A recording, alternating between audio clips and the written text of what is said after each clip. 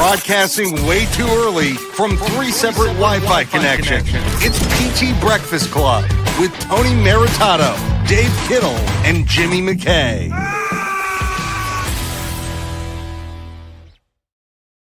Good PT morning to you. The only morning show here at PT Breakfast Club where we talk about business marketing and the profession of rehab without pretending everything's not on fire. Today we're getting into where ad money is actually going in 2026 and where your ad money should be going.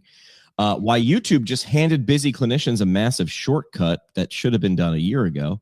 And a January experiment that might help clinics survive the slowest referral months of a year. That's Tony's idea. Coffee in hand, opinions ready. But first, Tony, of course, we start the show. You have to pay some bills, Tony. You got to make sure the sponsors, we always have to keep the sponsors happy. So welcoming a new sponsor to the show. This one is NoteScribe Plus. A lot of AI NoteScribes sponsoring the show. They understand what attention here at PT Breakfast Club means with our audience.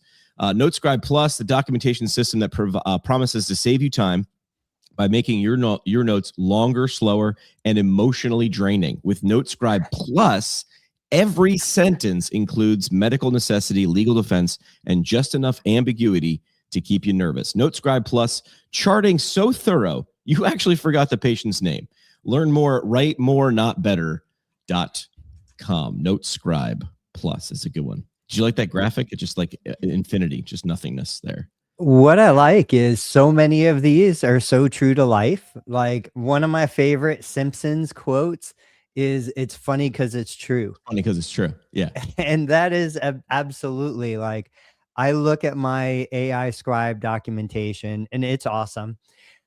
No human could ever do that, but it's gotten to the point where now this becomes the new norm. A reviewer looks at my notes, looks at somebody else's notes and says, "You suck. Tony's doing it right." Right. But it takes me, a tenth of a second to push go and I'm done. Did you, I forget what Facebook group we were in, but someone was like, a lot of these notes are sounding, they're starting to sound really human. And I was like, well, that's funny because most of the notes I've read written by humans, you're trying to sound robotic. Like that was the problem for me. I had a degree in journalism. So I was like supposed to like facts, but also tell a story. And here I'm supposed to like vacuum out all the humanness to this. And I was like, I don't know how to do this. So it's very confusing to me. All right, let's kick it off with the first story. You know Neil Patel. How would you describe Neil Patel? Like, I just know him as a guy who just sort of seems to know stuff about the social media, money, all those things. But like, what's his title? He's I would call him an SEO expert. I would call him a marketing expert. He's in that world. Yeah. All right. So Neil Patel, he go follow him, even if you never buy any of his products. That's sort of like 90% of his pitch. Although he does have a bunch of really great tools. One that I use, I would say semi-often, which is answerthepublic.com. It's a great tool. Just go play around with it for the 90 seconds. You'll figure it out. But Neil he Patel, bought that, right? What's that? He bought that site. Oh, he bought it? I thought he made it. No. So that site was an existing site. Somebody else had it. He had a keyword research tool that he had created. I can't remember the name of it. And then he went out and I think it was a $7 million purchased keyword, or what was it? Answer the Public, and then brought it in under his system. And basically it was a way to support his agency business. He has like 750 agents working under him, tens of millions of dollars. And so, that was a site that he purchased. He made that money back on the second day, probably. It was like when Facebook paid $1 billion for Instagram, when Google bought YouTube for $1.2 billion. Everybody thought the buy was crazy, and now they've made their money back so many times over. So that's what Neil Patel is. Neil Patel is sort of like this person who tells you, he helps you see around corners, right? And he's always sharing these, but he has access now to massive data sets because you just said he has 750 agents working underneath him. He can pull information. He can see trends. This is why he looks like he knows what's happening next, is because he knows what's happening right now. So he shares these great graphs. So we'll talk about this. And then also you're having an idea about a challenge that we're going to do, or you're going to propose or have proposed in our Facebook group. He's polling a bunch of people who are spending money on the platforms It used to be newspaper, TV, radio, billboard, magazine. Now it's a bajillion platforms. So if you can see the graph on the screen, we'll go through it. But you see where the people were asking, on what platform are you doing? Facebook, Instagram, YouTube, and so on. Are you decreasing your budget in 2026, keeping it the same, or will you have increased it? So you're looking for orange and you're looking for purple, yellow being the middle. So you're seeing orange. I'm seeing TikTok. I'm seeing LinkedIn. I'm seeing Snapchat, almost 50% increase. X, an increase in 62%. Although I'm not a math guy, you could say like the buys were so low maybe in 2025 that any increase is going to look like a giant increase. Facebook is the one that appears to be down, with many people, almost half, staying the same. What do the tea leaves look like to you, Tony, just looking at this like a snapshot? I don't know. It's the first time I'm seeing it, so I don't have an opinion yet. Here's how I look. I see a lot of orange. I see a lot of will increased into 2026, again, with the exception of Facebook, but it might just be saturation.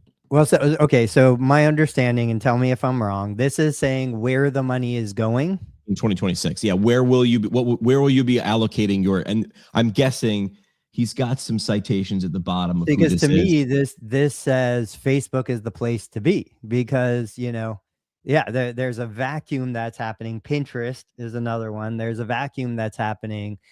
And so it's sucking me toward where is the greatest opportunity to spend the least, get the most. Yep. Facebook. There was a small but scrappy company called Girls Gone Wild back in the 90s and 2000s, and hate them all you want. I mean, essentially they sold like the videos you could find on the internet now, like, some would call it like inappropriate content. Essentially they would just these guys were content creators before content creators were content creators. They would send a camera crew on spring break and then just be like, they would just film what was happening there and they would share it. But then the genius of Joe Francis, is that his name? Did I just pull that out of I think his name is Joe Francis. Someone's going to fact check me, but I think it was pretty sure it's Joe. He looked at the tea leaves just like Tony did. He was like, where's my audience? Well, they're everywhere. He's looking for like, 19-year-old and 25-year-old dudes. And he's like, where's the ad money the cheapest? Where's the ad time the cheapest? So he would buy blocks of time at like midnight, 1, 2, 3 a.m. because he's like, those dudes are home. This is pre-scroll on your phone. He's like, those dudes are home watching whatever on TV, and he wouldn't run a commercial. He'd like buy like infomercial time. He'd run like a 10-minute nonstop parade of the hits movie trailer. So I think that's what Tony is telling me, not to invest in Girls Gone Wild. I don't think that's a good investment in 2026. But look where the ad revenue is going to be, the cheapest, because that's how ad spend, where you'll see it going. So before we move on, this sort of floats into another idea that you just kicked out. Talk about the January ad challenge, why the average clinician, whether it's small, individual, or large organization, should pay attention to this challenge. So yesterday, I think it was yesterday, you were interviewing someone. You guys were talking about marketing, and you were saying how, people say, but marketing doesn't work. We hear people say physical therapy doesn't work. I tried it. I am a great example of, I have never run a successful Facebook ads campaign. Wow, ever, really? Ever. Never. How would you define success? Making more than you spent? Making more than I spent, getting a new patient, like really. So, but I know it works. Like you can't have 50 people. This is a lesson I learned a long time ago. If 50 people are telling you you're wrong, and these are people you trust, you're probably wrong. Yeah. Like reassess your position. So I know that there's an opportunity there. I haven't figured out the opportunity. I'm the one that's messing things up. So I said, hey, maybe we'll do a paid ads campaign challenge. It doesn't have to be Facebook, could be Google, could be YouTube, could be whatever. But the idea is I need to crack that shell, and I need to figure out how to make it work. So I'm going to tap the shoulder of people that I know are successful in Facebook ads specifically. We know that Q1 is the lowest ad cost historically. Why? Help people understand that. Because everybody blew their budgets in Q4 of the previous calendar year. So everybody saves their money for Black Friday, for the holiday sales. They push, push, push, push, push. And what I do, as an arbitrageist, is I say, okay, I want to produce a ton of content because that's when ads are selling for the highest cost. At the end of the year, I want to buy a bunch of ad space at the beginning of the year. Buy low, sell high, like a very simple principle. And so that's what I'm thinking about. You're zigging when everybody's zagging. Can I tell a real IRL version of this? So if anybody's from Northeast Pennsylvania, it's a long winter in Northeast Pennsylvania. I was there for 8-9 years running a radio station. And the unofficial end of winter was the St. Patrick's Day parade. This is a point of pride in Northeast Pennsylvania. They will tell you some made up statistics about how they have like the second biggest St. Patrick's Day parade or something. They don't, but it is a big deal because I'm like, you're not bigger than Boston and New York and Savannah. Anyway, radio stations, TV stations, all the local media outlets, traditional media outlets would always have a float, always. And then my first 5 or 6 years there, I was either the number 2 guy at the radio station or became the program director, the number 1 guy. And every year we'd have a meeting with the general manager. All the program directors would walk in and we'd give Bill, the GM, a pitch. Here's how much money I need. Here's what I'm going to do with it. Here's how much money I need. Here's what I'm going to do with it. To be in the parade. We blew a lot of money for a 3-hour parade. Finally, after, 4 or 5 years of me doing this, I'm standing on the float one year going, what are we doing? So I go into the meeting. I position myself in the room to go last. So program director 1 goes, 2 goes, 3 goes, and he turns to me. He's got his notepad. Jimmy, what's your pitch? And I go, I need 10 grand. And he goes, okay, great. What are you going to do with it? And I said, nothing. And he's like, all right, Jimmy, like quit being a scutch. What are you going to do with it? Nothing. I'm going to take $3,300 and I'm going to spend it in April, May, and June. And I'm going to run, and I made up like 3 different initiatives.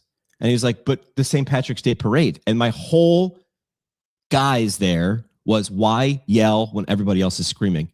And I said, Bill, everybody was like, you can't do that. The Northeast Pennsylvania loves this parade. I said, no one will notice I'm not there. Yeah. Not one person. And if they do, you know what I'm going to do? No, we were there. Didn't you see us? We were doing a thing with the thing. It was big. It was awesome. Everybody loved it. No one noticed we weren't there.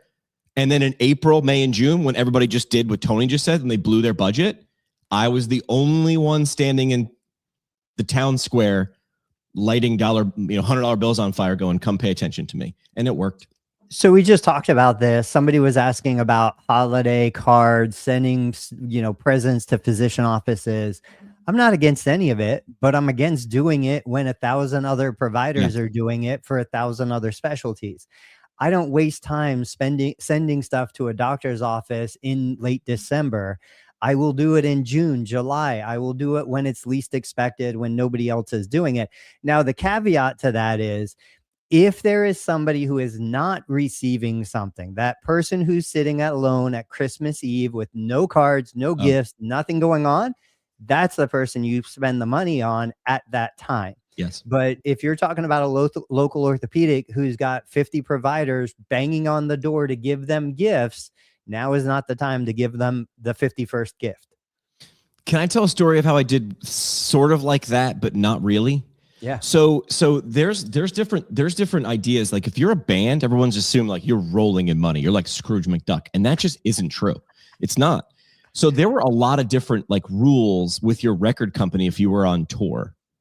So I knew with certain record companies, if bands were on tour, they were out of pocket for hotel and food on off days, on certain days. So I would pay attention to New York and Philly concert dates because they had to drive through Scranton and Northeast Pennsylvania. And I would reach out to these bands and be like, hey, listen, why don't you stop by the radio station, play 5 songs on the radio. We'll help sell some tickets for the Philly show or the New York show, right? We'll jump on the air. And then I would always be talking to the manager who was notoriously a little grumpy because their job is hard. And I'd go, I would have trade, AKA barter, AKA we'd run commercials for local resorts and then be able to, have that in our pocket. So I'd say to the manager, how many guys you got in your crew and your band? And they'd be like 10. And I'm like, great, I'll give you 10 hotel rooms. And they were like, what? Like, to them, it was like me dropping a sack full of money. So I would say, can you guys give me an hour little concert, acoustic, unplugged? You don't have to set your stuff up. I will house your band and your team. I will feed your team, and you guys give me 6 songs. And the other thing was, Tony, do you know this? If you go and play a concert at an arena and you bring your t-shirts to sell, the arena gets a cut. The arena gets a cut of the merch you paid for. So I would also triple down and go, although you can sell merch on site, and I'd wait for them to be like, what's your cut? And I would go 0. And now they loved me. Now they're like, you want us to play for 3 hours? And I said, listen, you're going to do a show in Philly, which is an hour away, or New York, which is an hour away. Bring a little credit card swiper. Bring it. Sell tickets. I don't care. It's not more for you. Doesn't mean less for me. So what Tony's saying is like, pay attention to what everybody else is doing. And the minute, like, it feels like it's a Yogi Berra quote. You know, nobody goes to that bar. It's too busy, right? Nobody goes there. It's packed. The minute everybody in a Facebook group is telling you this is exactly what to do, realize that everybody in your geographic area is probably doing that. Start to go the other way. And then you are, by definition, innovative. Right. I like making donations on behalf of. I've done that before, where $20 doesn't stand out, and a Dunkin' Donuts gift card and a box full of Munchkins doesn't stand out. But when you figure out, because someone posted on their social media they love pets, and you're like, hey, just FYI, I made a donation for ASPCA in your name, just seeing what you're doing, and people are like, that, boom, like that lands. $20 goes a lot further when it has meaning attached to it, and it's not empty calories. Nothing against Munchkins. I do love me a good box of Munchkins, though. So explain how the challenge works. So you have a Facebook group, Passion. What is it? Passion Podcast Profits YouTube. Yeah, Passion of Profit, I think, is what it is. I don't know. I was working on it yesterday. You were doing a podcast thing. I was talking with Andrea, who's like a marketing person, but she's way more structured than me. Yeah. And so, no, not during the podcast. Like you were helping people start their podcast. Oh yeah. I sort of took a bite out of what you were doing with 0 to paid. Yeah. And I'm doing 0 to on air, which is like, I don't have a podcast. I don't have a YouTube channel. I'm going to hold your hand. You could Google how to do all of this. You don't need me, but you're not going to do it unless I put you through 8 weeks. And then I'll get you all through like the landmines and stuff like that. But while I was doing that brought this idea. I think, yeah, it is. And I think your name should be Unknown to Known or something along those lines. But I was like, everybody needs the power of controlling attention, period. Yes. Doesn't matter what you're doing. Doesn't matter your business, nonprofit. Doesn't matter if it's your kids' basketball team. Like right now, my kids are freshmen on the high school basketball team. Their social media has been the pits. They're doing a lot better this year. I'm like, these people need attention. So if you can control and understand how Facebook ads, Google ads, YouTube ads, Pinterest ads, TikTok ads work, that is a long lever that we can pull whenever we need it. So yes. I'm working on it. I want to do a 2-phase, like a 7-day sprint, because every time I do a challenge for 30 days, I get worn out. They get worn out. It's too much. With the option for a longer 28-day. I'm laying the framework out now. Obviously, best time to start is today, but I'm looking at January 1st, and it's free. It's just, hey, I'm going to put what I'm doing, my experience out there. You, Jimmy McKay, love building in public. Yeah. And I'll just share, and we'll be like, look, let's see what's working. Let's see how we craft the narrative. Yesterday, I shared 2 Facebook posts, let's say out of 5. I intentionally wanted engagement. That was the point of the post. Give me comments. Give me engagement. I talked to ChatGPT. We worked back and forth brainstorming. I think one of them is at like 350 comments in less than 24 hours. The other one's at like 280 comments in less than 24 hours. And when you look at my other posts, they get a lot of views, but very few comments, like 0.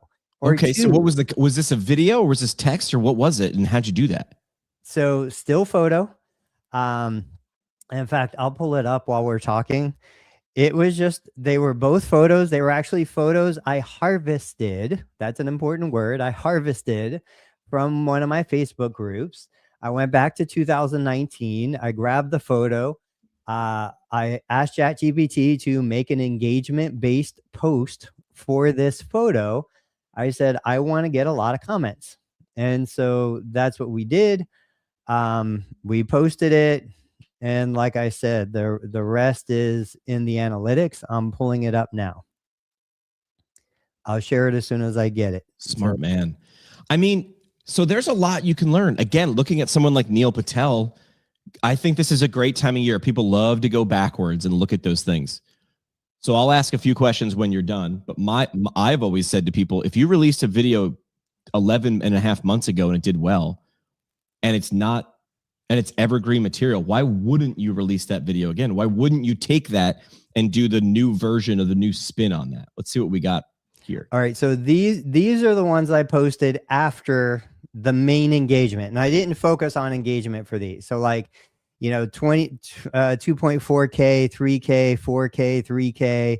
And I mean, 0 comments, 2 comments, 0 comments. That's pretty typical for me. Here are the two main ones. I see a lot of variations of incision closures. And I basically just say, what did your surgeon do? Did they use staples? Did they glue it? Or did they do something else? 53,000 views, 305 comments. The other one, quick question for those of you who had a knee replacement. How did you schedule your outpatient therapy? Like, these aren't even exciting questions. Yeah, but basically I'm asking, did you schedule it? Did somebody on the surgical team schedule it for you? 57,000 views, 363 comments. Like, that's so smart in my opinion. Not sure why my camera's fuzzy. There we go. That's so smart because I've never had surgery, but people who have, like, this is like running a marathon. It's the thing you're going to talk about. Like, kudos to the surgeon who actually starts coming out with like, I had a knee replacement and all I got was this stupid t-shirt and a new knee t-shirts as you are wheeled out of the operating room. People, I'm not going to say love talking about it. They just do. Yeah. Well, my experience this is a traumatic thing and people talk about it a lot. So you didn't even, I'm not even sure. Did you even say, oh yeah, I guess you didn't say the words that like comment this. You know what? You were just like, how was your experience? You made the door ajar, and people who've had surgery, they walk through it. Yeah. Yeah. They're chomping at the bit to give their 2 cents, to make their voices heard. I don't even know that I read the full, like, it's literally, I'm going to share it. Why is it not up there? There it is. Oh no, so here, I'm going to switch over. I'm going to show you guys a different screen real quick. Pop that up. Can you see that, Jimmy? Yeah. Okay. So this is all it is. I see a lot of variation with incision closures after a knee replacement. This surgeon used staples, others use glue. What did your surgeon use? And how did it affect your recovery? Yeah. Now, like I said, this wasn't even my photo. I've got thousands of these photos, but I just went into my Facebook group. I grabbed the photo. These are publicly available images. Now, I did put a disclaimer when you join my Facebook group, your images are subject to be used publicly. But I do go back a couple years just so that maybe people forget whose images these are. Mm-hmm. But if I was new and I had no audience and I had nothing, I would take the risk of harvesting photos from publicly available sources, putting them out here and using them. Wow. Well, you're showing the power. We mentioned this, the power of attention, right? And not just a couple days ago. I am not a fan of pugilism. I don't dislike it. That's fancy talk. That's Latin for boxing. But this guy, he wants you to hate him. Yeah. I am flashing, not the gentleman on the right breaking the guy's jaw on the left in two places. We're talking about Jake Paul. And people are like, he's not a real boxer. I'm like, I don't know. Looks like he got his real face really punched. And the numbers I was seeing, someone was breaking down the math. It was like he earned $93,000. $93,000 a second or something in total revenue for how long he was fighting. he makes himself the heel, right? Which is, if you're not like a WWE fan or WWF fan from back in the day, it's whoever was fighting Hulk Hogan.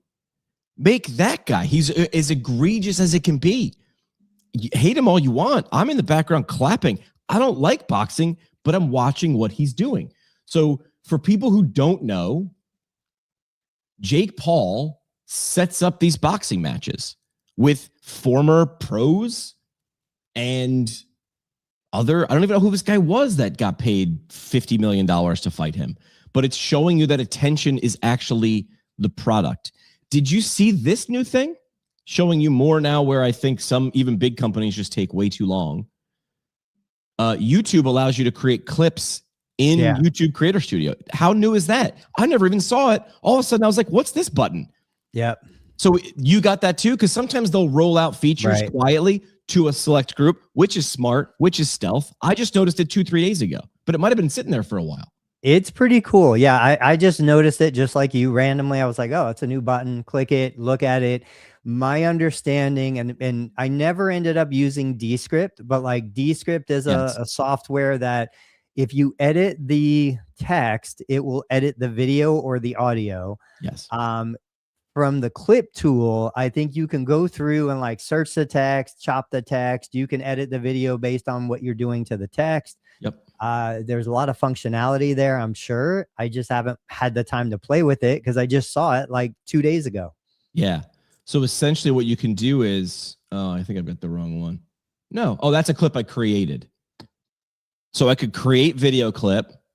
It will give me some suggested ones, which already puts it 50 miles. Well, you could take a clip from any moment. Yes, but like, help me. I don't want to watch this episode again. Listen, I talked to Dave and Tony once. I don't have to relive it, the entire thing again, right? It will give you suggested clips. And then just like you said, it will give you, like, this one's from Ben. This is like us reading a quote from Ben Galen. And if I want to shorten it, I literally just highlight like I'm editing a Word document where I want it to begin and end, create draft, and it'll create the clip for me. Why is this such a big deal? Like, pretend someone has no idea why this is a big deal, Tony. Why is this a big deal? It just speeds up the workflow. Like we're going to create an hour of content today. There are going to be clips within this hour that are far better than the full hour as a whole. The sum value of the parts is greater than the whole. So now we could go back in and I could be like, oh, Jimmy said something about Neil Patel. I do Control F, Neil Patel. I find that, I clip that part of the video and I publish it as a new piece of media. I explain it to people. I was like, listen, your website, whatever, is here. It's the palm of your hand. And then these fingers are all different ways to extend to the world. Organic social, paid social, email, all the different ways, right? But you can also change this to long form content. Your long form content could be your destination, or never even publish the long form content. Have the conversation and then be able to, the thing is, this is available. There are Opus clips, there's video AI, right? This is embedded in YouTube. When I said at the intro to the top of the show was, this should have been there 2 years ago. Like, if you work at YouTube, you should have walked in 3 years ago and been like, hey, everybody, this is CapCut. Can we produce something that's 1/1 billionth as good as this? And they finally sort of did. Like, this is a great first step, but like, you're still, like, CapCut is still 50 miles ahead of you. But hey, look, good to see them moving in that direction. Yeah, but this is just like Google had, ChatGPT sitting on servers for years, never put it out. Yep. Doesn't mean they don't know, doesn't mean they don't have it, doesn't mean it doesn't exist. What? They're just waiting for the right moment. Yeah. And then OpenAI comes out, puts ChatGPT out, which they don't even expect it to go as crazy as it did. Really? And then Google plays catch up after. YouTube, at the level of YouTube, it doesn't have the quickness. That's why a business like mine is so much easier to be successful than a business like ATI. I can make a change tomorrow that's going to affect things that day. ATI is too big to do that. NovaCare, Select, There's just too much behind them to make those changes. I guarantee YouTube knows everything that would make them better. They just can't roll it all out.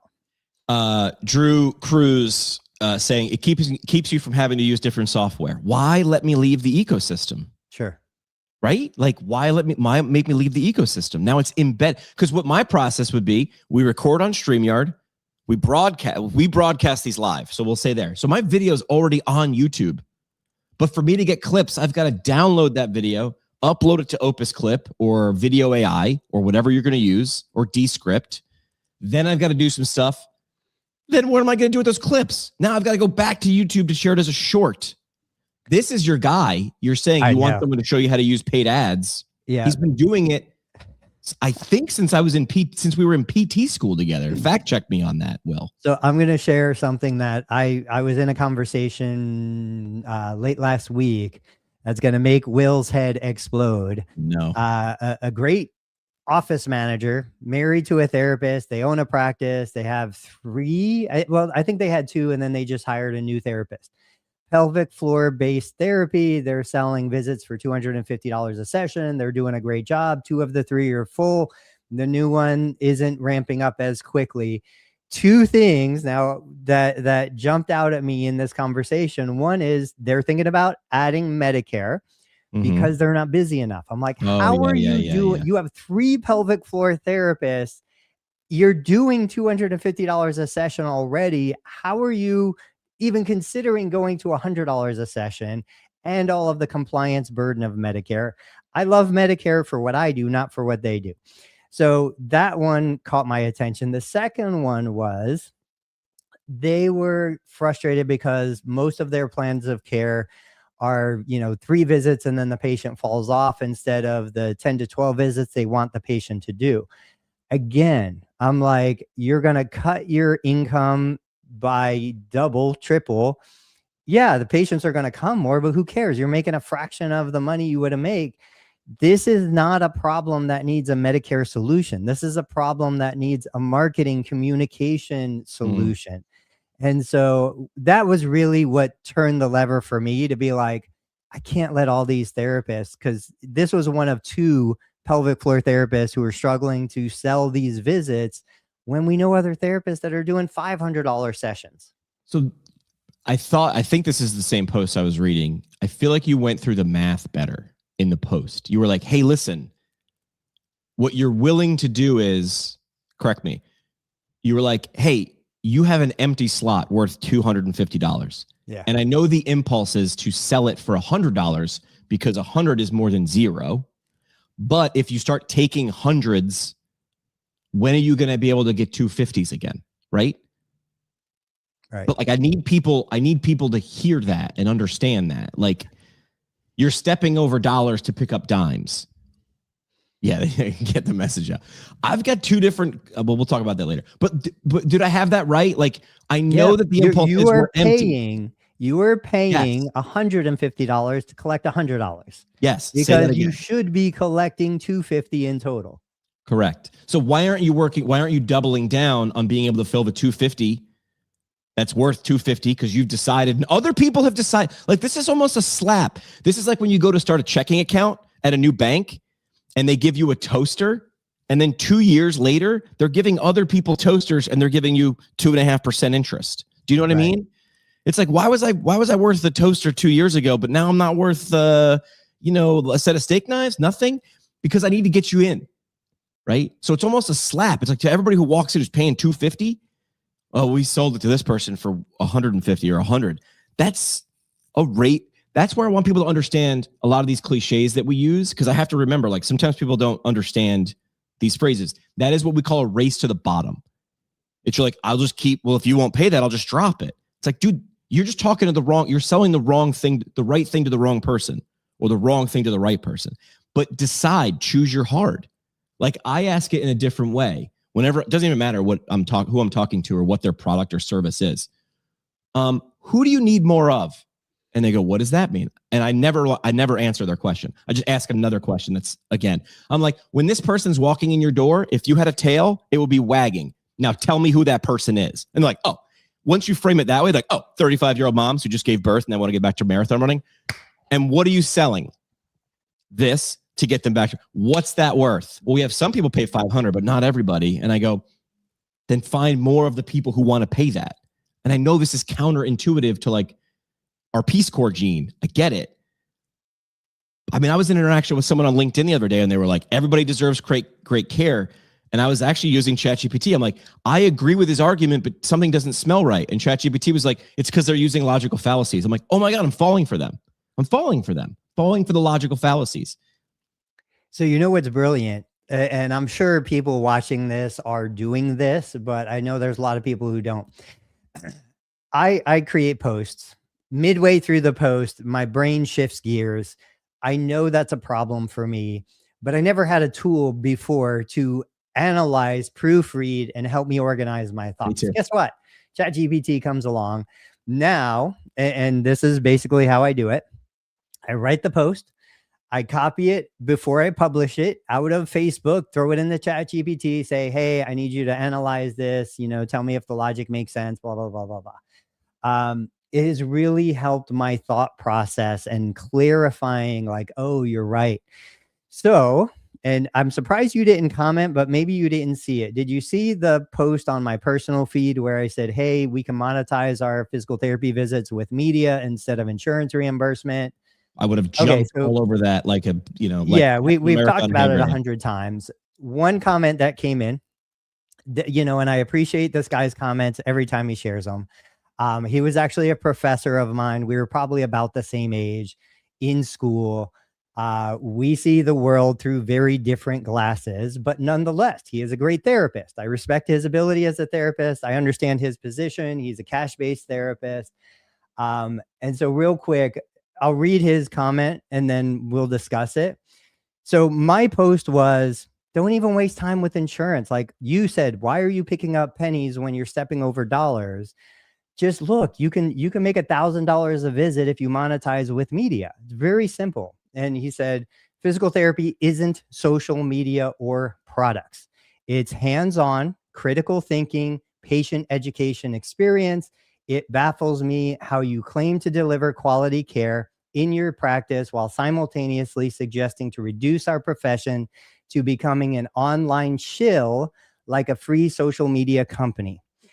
Why not focus your brilliant marketing skills, thank you very much, toward advocating fair, that always gets me, fair reimbursement for our great profession that is proven to reduce downstream healthcare costs for a wide variety of musculoskeletal conditions. So first off the top of your head, what are you thinking?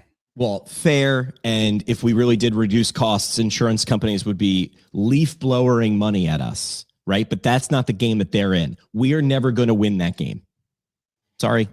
Yeah. So when something doesn't make sense logically to me, that's another example. I put that into ChatGPT and I'm like, what am I missing? What am I missing? Right. Yeah. If there's so much research out there on why physical therapy or how physical therapy saves downstream healthcare costs, how it avoids surgery, how it does all this stuff, the people paying should be more motivated to use more physical therapy. That means the insurance companies would be more motivated to push us to the forefront of intervention, but they're not. Like, why are they not? Why does this not make sense? I shared that post. It was pretty interesting. There was a lot of good reasons why physical therapists aren't at the front of taking care of this kind of stuff. Back to the original post though, and the reply, I said, look, I understand by fair, you mean more reimbursement. You want to get paid more for what you're doing. I don't ever use the word fair. Fair is fiction. I said, if you want to get paid more, that's awesome. There's already APTA. There's already UPTA. There's already organizations far bigger than me doing things to fight insurance companies, trying to squeeze more money out of them. I think it's a losing battle. I see no value in that fight. That's not a fight that I want to be part of. You see me, because I referenced Mr. Beast and I knew that was going to get people, you know. I understand you think that I'm saying that we devalue the profession. That's your opinion. Your definition of quality is different than mine. I guarantee if this person came into my clinic, he would think I'm a terrible therapist. That's okay. I'm good with that. Adam Meekins thinks there are plenty of other people who are terrible therapists. That's okay. Like I agree with Adam more than I agree with the other therapists. But point being, all I am saying is we have something of value. We're choosing to sell it to an insurance company for less reimbursement than we can get if we chose to sell that same thing to a media company, to a YouTube or to an Instagram or to a Facebook. And I showed examples of, look, here are videos. I've generated thousands of dollars with these videos. The clips are 10 minutes. The clips come from patient engagement. It is not that hard. And I have said publicly, the profit I make from physical therapy treatment has been, I'm going to say duplicated, not replaced, because I still make profit from physical therapy. Right. But the same net profit I make from treating a patient and getting paid by insurance has been generated through social media. So if I wanted to, if I needed to, I could flip the switch and say, I'm not going to bill insurance anymore. I'm just going to go straight media, let them pay me for everything. I guarantee it would be an easier path and probably less headache. There's just still a little bit of fear in me that's been instilled. It's the rope around the elephant's foot. That's like, you can't do that. You can't be a physical therapist without being licensed and without billing insurance, or without charging the patient. Well, why not? Why can't I? I'm doing, I'm showing proof of concept. If you lost your license tomorrow just because you forgot to pay the fee, would you be not as qualified as you are right now? It's absurd. Of course not. If you lost your license because of something bad, that's different. If you just gave up your license, are you suddenly less than a whatever? If a rose by any other name would smell so sweet, I'm sure my Mr. Mooney from 9th grade was mad that I hacked that up. We'll continue this conversation, but Tony, to prove your point, let's welcome Referral Loop. PT Breakfast Club, sponsored by Referral Loop, the automated referral follow-up system that emails patients exactly one time, then blames them forever for not showing up. Referral Loop specializes in passive-aggressive reminders, like just circling back again and again. Referral Loop, because if they didn't schedule, they clearly didn't want to get better. Sign up at circlebackagain.io. Referral Loop. I guess law is tainted. The practice of law is tainted because I don't know if you've been anywhere on television for the last 25 years, around 11 a.m. to 3 p.m., it's just these law shows. It's Judge Judy, Judge this, Judge Mathis, Judge Joe Brown. Law is forever tainted. They're not practicing law, Tony, because they're doing it on the TV. Can't believe that. Look what happens. Dr. Pimple Popper. Dermatology is forever stained because she realizes she making more bank and helping a lot of those people. Like, you might not know this, but I sort of know how shows work.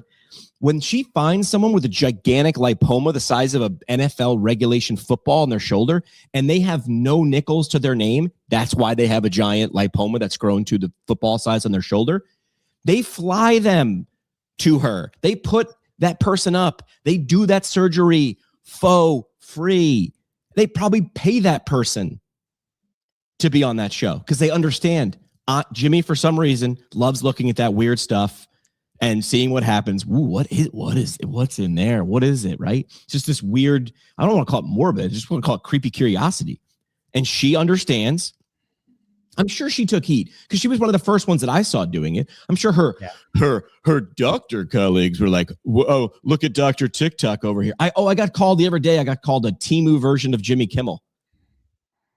I could be so lucky. Are you kidding me? If I were Temu Jimmy Kimmel, trust me, I wouldn't be doing live streams, right? We'd have an intern handing me coffee. Drew Cruz, by the way, congrats on taking the leap of launching your own podcast. I gave him a deadline until December 31st. What's Drew saying? I'm sure someone will be doing a Twitch live stream of patient treatments. Jimmy and I have talked about it 20 times. In real life, make more than the insurance reimbursement. My only caveat is PT is a longer play. It takes longer to tell the story. So understand which you have to segment the stories. So that's the thing. So it's more Survivor-ish than it is, 30-second short clip. But absolutely, like there are so many of these examples that have been proven in the past that come into it. And again, I don't understand. This is something that I would put into ChatGPT, because I don't understand the disconnect between, you've got a group of therapists who don't want patients to pay for anything and think it's immoral, unethical to charge patients in addition to what Medicare, Medicaid, or their private insurance will pay. I provide them a solution. I say, hey, we don't even have to charge anybody. We can make it completely free to the patient, to the insurance company. We can eliminate all the insurance regulation, because this was one of the things I said. I was like, look, as long as you're billing insurance, you are subject to the insurance policy coverage guidelines. This eliminates all of that.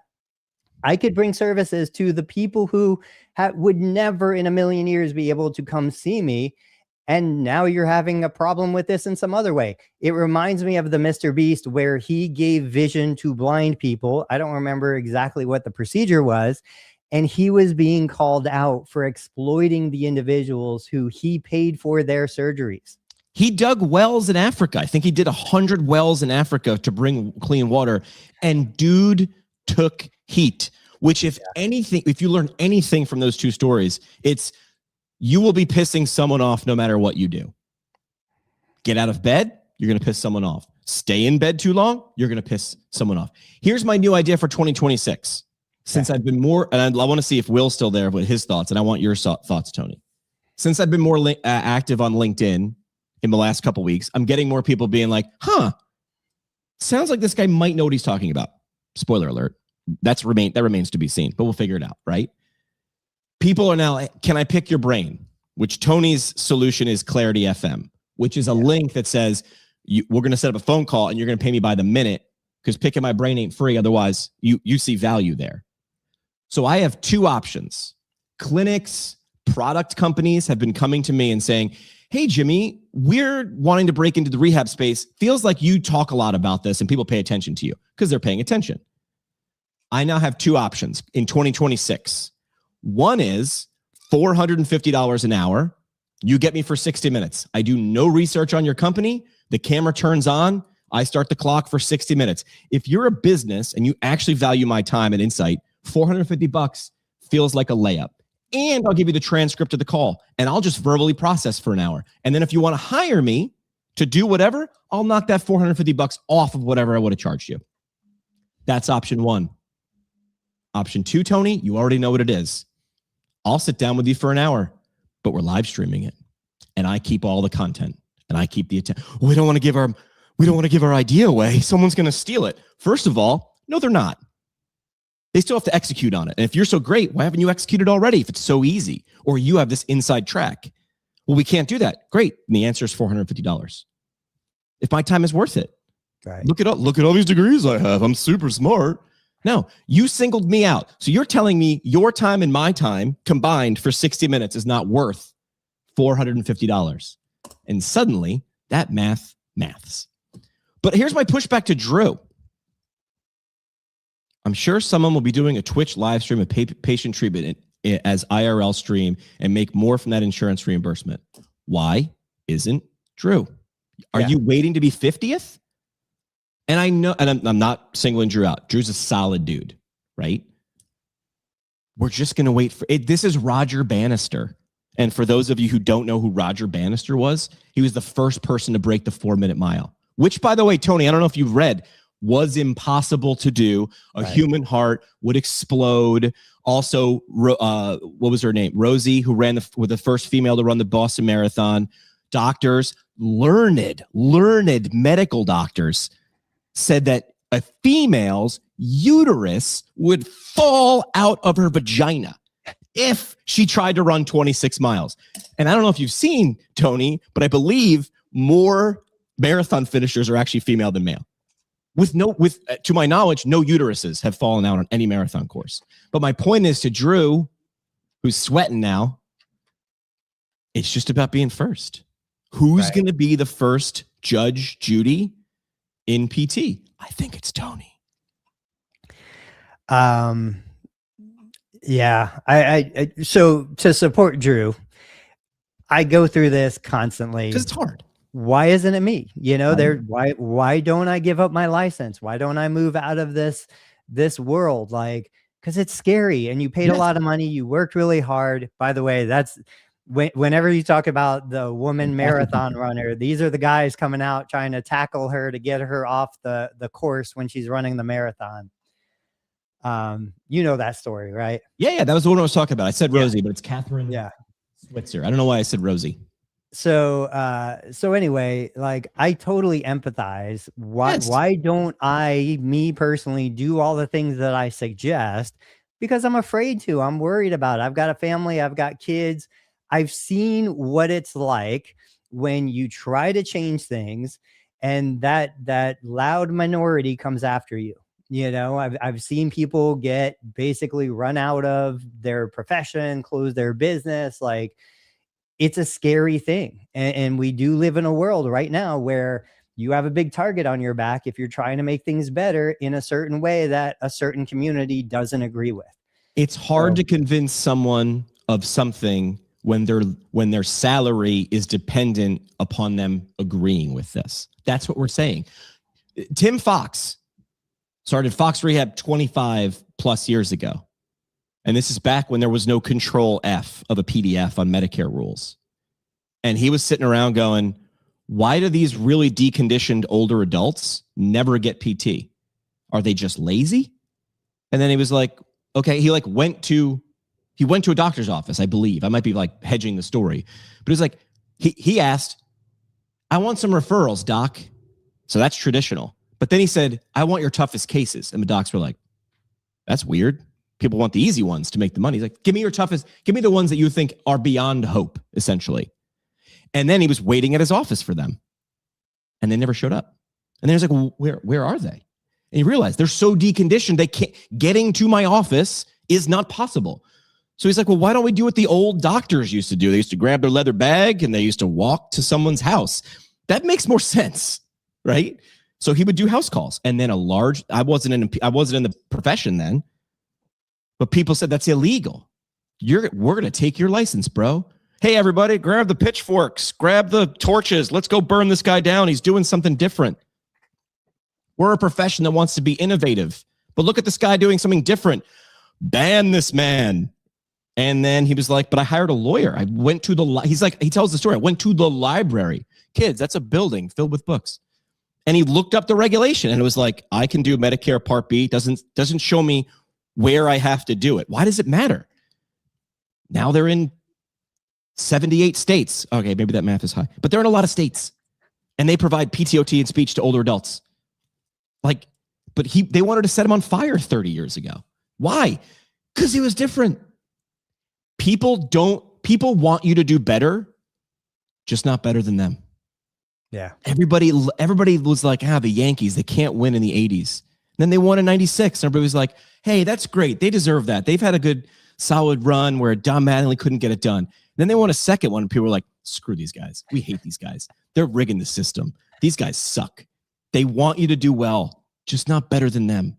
And this, Tony, flips it and it touches people's emotions and they don't like it. Period. Hard stop. Yep. Agreed. We have another sponsor, Tony. This one's going to hit you. Burnout Metrics.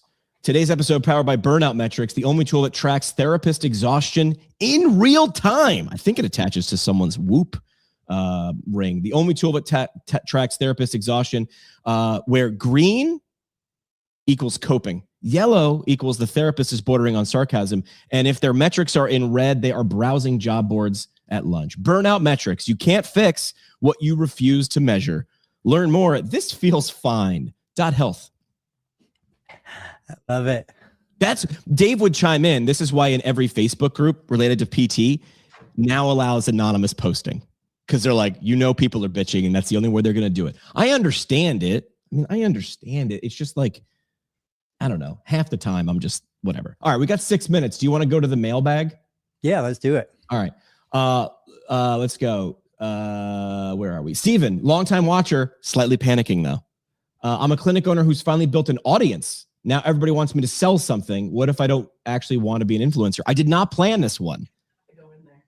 What if I don't want to be an influencer? Does that accidentally happen? Is it like accidentally becoming jacked? Like, oh, I lifted 3 weights and look at all these muscles. They're way too big for my suit. So clinic owner who finally built an audience. Now everyone wants me to sell something. What if I don't want to be an influencer? I would say, then don't sell anything. Ta-da!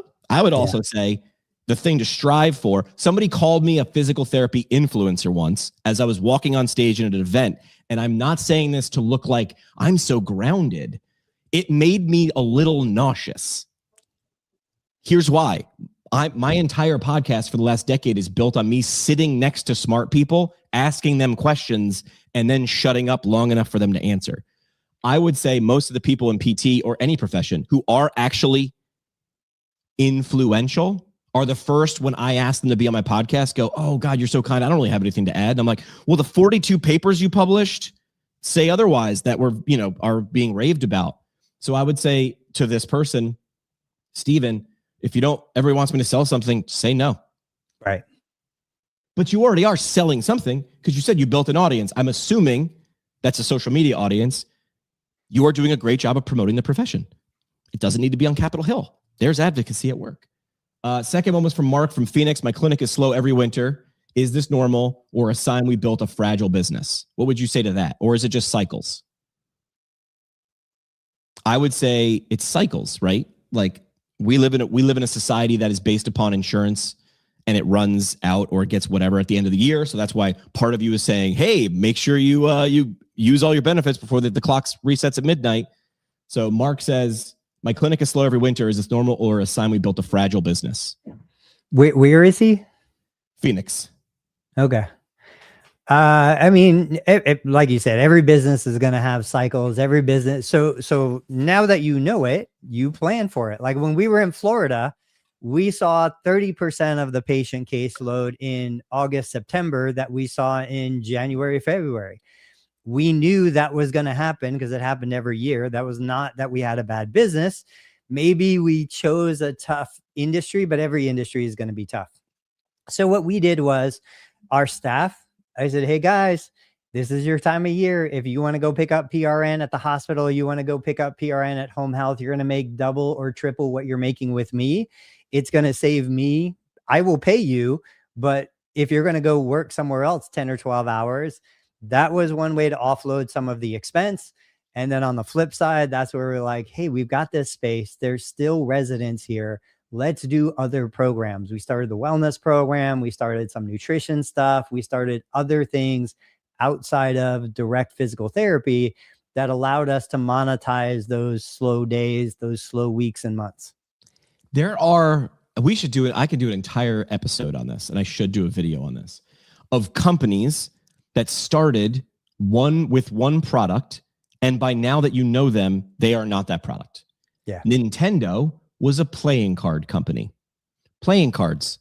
And then this could be a great, like, just steal the strategy or look at this. Yeah. It's sort of like NPR's How I Built This. It's like they wanted people to play games, and they were doing that. So they sold cards. And then something happened. I don't even know the story, but this is making me want to do it. Something happened. Sales dipped. Another company was selling more cards because some guy's uncle, owned a chain of toy stores. Doesn't matter. What'd they do? Did they bitch about it in a Facebook group? Spoiler alert, there was no Facebook group back then. They changed their business model. Do you think all the other playing card or board games producers went over to Nintendo with pitchforks and torches and was like, you've urinated on the sanctity of playing cards? No, they didn't give a shit. They went, hey, great idea to not go out of business because you weren't selling enough playing cards. You shifted your business. Oh, but we're healthcare, Jimmy. We're different. Are you? Are you? Help me understand that. Why are you so high? Get off your high. This is like the same people who will tell you that you're the professor you're talking about, like you're not a great therapist and you're turning this into a shill, will also be the first person to bitch how he doesn't get paid enough. Right? Right? We should be reimbursed more. Well, then insurance doesn't respect you. Don't sign the damn contract. The people who say insurance needs to pay us more and they signed a contract are the same people who say you signed your student loan, pay the contract. Yes, they made the best games of the 80s. Parting shots. Parting shots. There's a song. I don't know what the song is. something about like I'm better now than I ever was, or I don't know. Talking about Mario specifically, like traditional Mario, I was playing with my kids in the basement around the holidays. I thought I was way, way better than I actually was. I thought I was going to crush my kids. They were like, oh, what's this game? Holy cow. I'm terrible at Mario. I don't know if I just lost the hand-eye coordination. Anyway, that was my parting shot. It's the holidays. Go enjoy family, enjoy friends, like do the things that you do with them in real life, not on social media. Yeah. And I know we're not going to be on Thursday. So what are you doing for Thursday?